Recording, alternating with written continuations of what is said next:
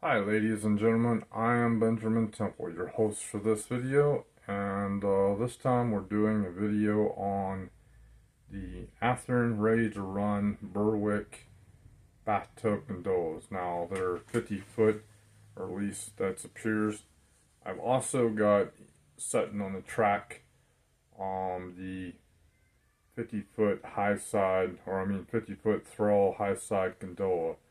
The reasoning for these cars is this: I've asked and I've requested from Athearn to build them many times. Well, at least the Thrall car. Purpose: because they went through my hometown of Detroit, Illinois, where I'm originally from, grew up, and I've asked for it in the CIPX, Central Illinois Public Service, is the company that own those.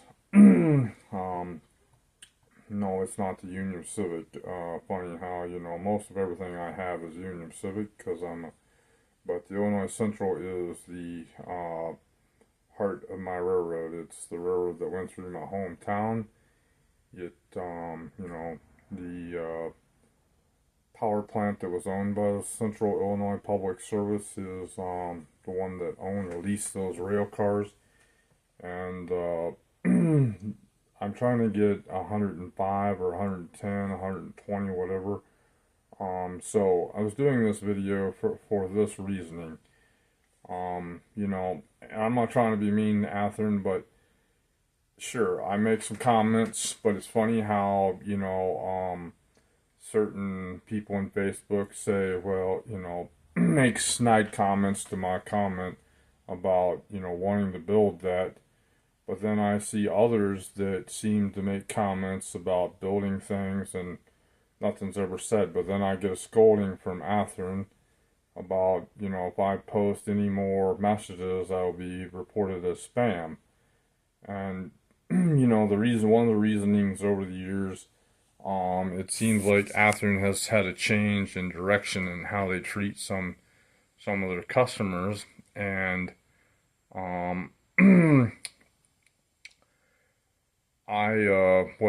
due to their steam locomotives and especially Broadway Limit stepping up to the plate with the metal die casts and smoke units, I feel that's a better quality, but I'm going to be really honest, it isn't just their quality in running of their engines and their pulling power, it's also their people. I mean, when I send a message to Broadway Limit, their engineer will reach out to me and say, yes, we're going to build that, give me a date or approximate. Yes, sometimes it's true that their people, go a year and no message or never get a message, but a lot of times Matt will answer my email and let me know that yes, that's coming out or thinking about it. He'll even sometimes come back and say, I thought I did answer you, or he'll say, I meant to, I'm sorry. At least I get an apology. With Athearn, I get a warning that, if I keep doing this, I'm going to get spam. And even when I, do take Jim Wiggins' suggestions about sending the emails, then even when I do get a response, it'll be like, well, you sent that request, a month ago. Well, yeah, I send them once a month, not trying to overdo it, but it's a friendly reminder that I'm still looking for that car, and I know that it takes time. But I'm also doing this video, so check this out. So here is, as stated, the 50-foot Highside gondola. Yes, I have 105 of those. They're all made by Athearn. Yes, they are custom done in the sense that the road numbers have been removed, one or two numbers, and then they've been new numbers added in sequence, or at least numbers different from one car to another. I mean to say, they're not necessarily in sequence, but some are. I've done on purpose that way because try to make numbers that would be prototypical and not new numbers that might not be real in real life. So this car though is most important to me for this reasoning. So I wanted to show these pictures. Now, fortunately, some Facebook people come to my rescue, but this is one of the photographs that was sent to me. As you can see off to the right there, and that picture is CIPX, which is the Central Illinois Public, and X being private, as you know. But there's the Thrall. Now, this car is a little slightly different than the Athearn version. It doesn't have the ribs, I think, all the way to the end. As you can see, yeah, see, there are, well, maybe you can't see due to lighting, but there are the ribs here that go all the way out to the end where, well, they do it on, but they don't go across the middle, is what I mean to say. So you look and compare, in comparison, you'll see that, see how there's ribs down the middle, the vertical ribs that go, and they're not on this car. And I mean, actually, excuse me, wow, I meant horizontal ribs, where they're not horizontal on this car. There's none there. But here's another picture that somebody from Facebook provided me with, and sorry, I don't know your name, I don't remember. I do think the people that have provided me these sources, then this comes from a book, actually, that I own, and it has it. Now, I didn't know this train comes from Iowa, but I guess it's the Iowa route according to this here below. Sorry for the glare, but trying to have the light. But there are the cars. When you look at the, it's probably very fuzzy or not, you know, you can't read it. But if you have that book, you can definitely look at it and check it. It is CIPX. I think it does say that in the caption of this Railcar. So I never knew, and nobody's giving me history. Another reason I'm doing this video is because I never knew where the cars started out. I thought they started out somewhere in Illinois, but I can tell you I have seen them roll into Effingham. They're at the Bob's Sandwich, what used to be anyhow. I think it's called Bob's Discount Store or something like that.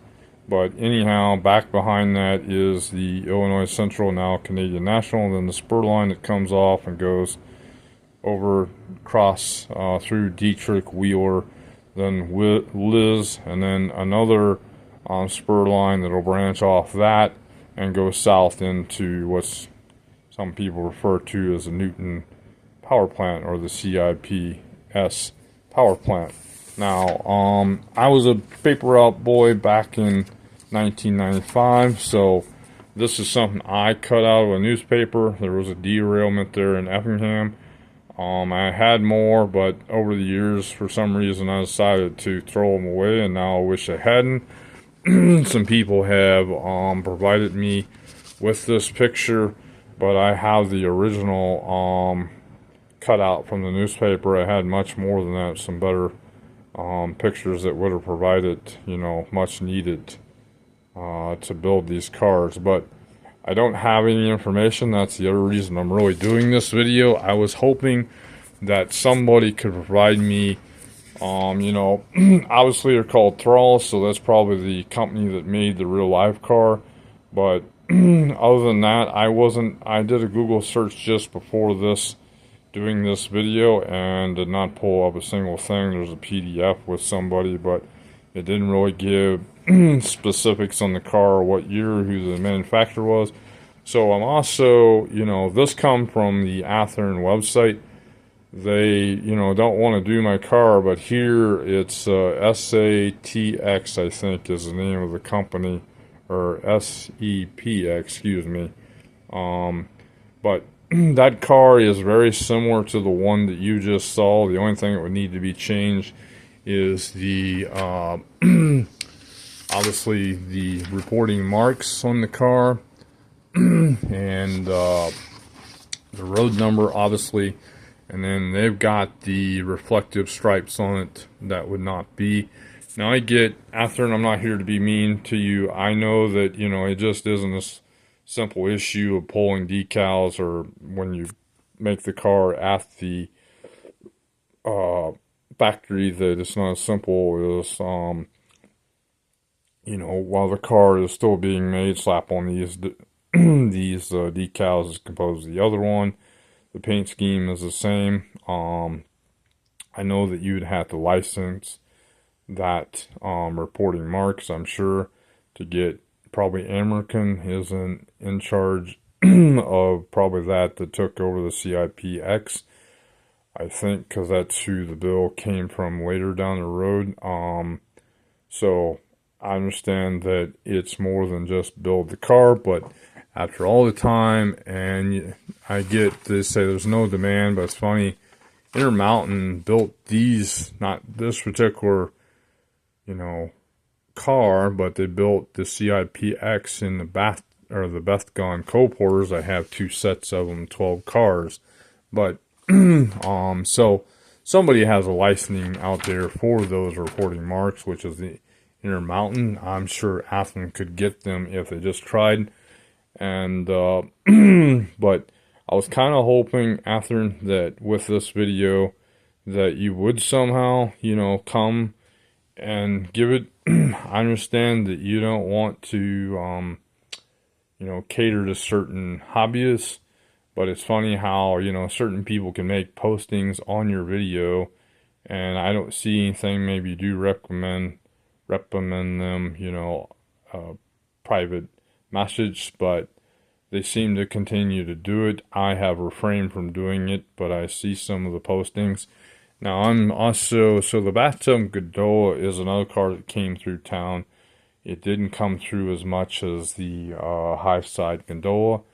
Yes, it came through in the UP road name, believe it or not. A couple of variants in paint schemes, what I remember. I do have a couple of variants in paint schemes as well, but I'm doing this video because for this reason. My hobby dealer, Coreyville Station, he, I submitted, of course, for Athearn. I had went around with them about, making a 5-pack, but they didn't want to do it. They claimed they didn't have the demand for it. And then they come out with 2 3-packs and a single car. I put in for 2 of each, which would give me 12 cars, but duplicates, 2 sets of duplicates. But then just about 2 months, 3 months ago, I said to heck with it. I ordered an additional, that would have been four sets, 2 of each. I made an additional 22 cars added to, or 22 sets added to that to give me my 105 cars with the 27 cars that I already own. I would, over the years, buy sets when they come out with them, the 3-packs. Of course, I did three sets, and then 2 years, 3 years down the road, they do another three sets, and I had ordered. But I've been on them trying to get them to switch to a 5-pack, and I just said screw it. The other thing that kind of upsets me, when you buy these sets, the great thing that I like about it is when you pull out the boxes here, instead of it being individual, it's all 3 cars come out at the same time. And the nice thing about that, if you're putting it on a club layout, you can pull them out, pull the cars all out, because you lift the one lid and boom, you got access to all 3 cars. Now they're, for some reasoning, doing this individual cars into a 3-pack set, which it's like, who made that suggestion? What made that come about? Is that just because they were doing single cars and they thought it would be just easier not to, do a new design for the carrying case or box, however you want to look at it, the plastic that the cars fit into? But I so loved when I can, it's the reason I like the 5-pack, because I can pull that whole thing out of the box, pop off the top, boom, I've got 5 cars I can slap on the track, no time flat, and I can pull open the next one, slap 5 more, and the next thing you know, I have 50 cars or 100 cars on the track, no problem. But here I've got to pull out and pull each individual cover off of each car to slap on the track. And the other reason for this video, my dealer says that he ordered those. Athearn claimed that they were going to get the cars, and the next thing I know, I only get 15 cars. So it was shorted 9 cars, which I had to reach out to Spring Creek Model Trains, which they only had 9, but then they found 2 more packs, so that gives me 11, and even them, those are not all one in the same paint scheme. They got some older cars that has the UP shields, I think, from what I looked at. So I just wonder what, when it comes to customer service, when you tell somebody, it feels like, you should follow through with what you say, and when you don't, now I'm not here to try to badmouth you, but I'm just curious what happened, what went on there. Why did you say that you could do it, then, fall short of that promise to John Shoemaker on getting the grand total of 26 sets of those cars? So I'm just kind of curious, but I also made this because I was hoping somebody would have some information about the Bathtub Gondola car and the Highside Gondola Thrall car. As far as that route in the Illinois Central, where did those cars originally start from? Did they start somewhere out in Iowa where the mine's at, load them up, come out? Because they were built as a unit coal train. So all the cars were the same, at least for the CIPX. They were in some ways consecutive road numbers, so 1 through whatever, or 100 through 200. Once in a while, there'd be some numbers that skipped due to either switching or whatever. But those all started at one location, would go to there in Liz, Illinois, just outside of Newton, be delivered. Then when the empties come out, they'd come in and deliver one set of loaded cars of a little over 100, or maybe a minimum of like 98. That's what they usually come in with. And then they'd go out with the empties the next day, or that following evening, like come in the morning with the loaded and go out with the empties in the evening. No, I'm not saying they unloaded all those cars in that time, but there was empties. Because usually they have a track, there's several sets of tracks, and there'd be 105, 120, whatever, setting on one set of track. Then on the other loop would be another 100 cars, and those would be empty. But there's like 3 sets of tracks, one set with the loaded, one set with the empty, and the other one might be still loaded cars as well. So kind of want to know more information. Now, I can tell you those cars, at least for me, operated from, I was about 5 years old when I got in, or wanted to get into model railroading, or wanted to know what happened to a train set that I got as a baby. So that would have been, 1984, 1983 there for me. And I think I first learned about that coal route when I was about 7, that I really remember that train. And I didn't really make a persistence or pursue buying my own train set and getting more involved until I was 13. So that would have been in 1992 or 93, along in there. But the Bathtub Gondolas did come through. They did say Union Pacific on it, even though most of the time there's CIPX, at least in the Thrall cars, with the Bathtubs not. So that's another reasoning why I got the set. Now, I already have, like I say, these I have 105, all individually numbered. I also have the Bathgun co-porters. I have 149 cars, I think, or something like that, all individually numbered, all the same paint scheme, except for the last 5 cars. The 100 and some cars is in the silver yellow, and then the last car is in this same thing, this black and yellow. Those are all made by Walters. Now, I know I just said Intermountain that I have the CIPX. Yes, those are Intermountain. Bathgun co-porters, those are the only 12 cars I have that are the Bathgun by Intermountain. So I bought them just simply to have something that says CIPX until I can get the Highside Gondola either made with the reporting marks and road numbers that I'm wanting, or what I was planning on doing is ordering that car that I just showed you, the SEPX, and removing that reporting marks and road number and the reflective stripes off of it, and maybe one other thing, and specifically ordering decals, and then decaling those cars for myself would be the only thing I'd have to do. So that's kind of the game plan. But I was hoping my viewers out there, well, people that subscribe to my channel, and even my viewers that are not subscribed to my channel, could provide me with some information about who made these cars, the route that they ran, as far as that route across there.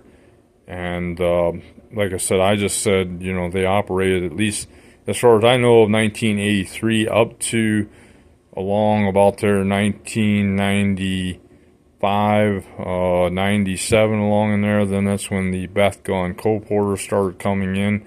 At least 97, I'm sure of, because my little league baseball coach, he was a salesman. He negotiated a deal to, I got to actually come on that power plant site and learn how those cars were dumped by the rotary dumpster. That's another reason I actually have the track layout of that whole thing, for the 1997 setup.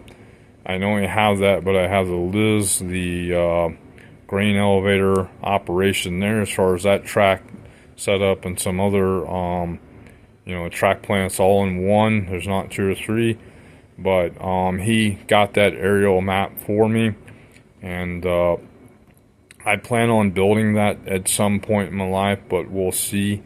Right now I'm still collecting cars and locomotives to make that all happen. So I hope this video was educational, and I hope it doesn't come off in the way, again, I'm not trying to be mean, I'm just trying to find some answers to things that have happened.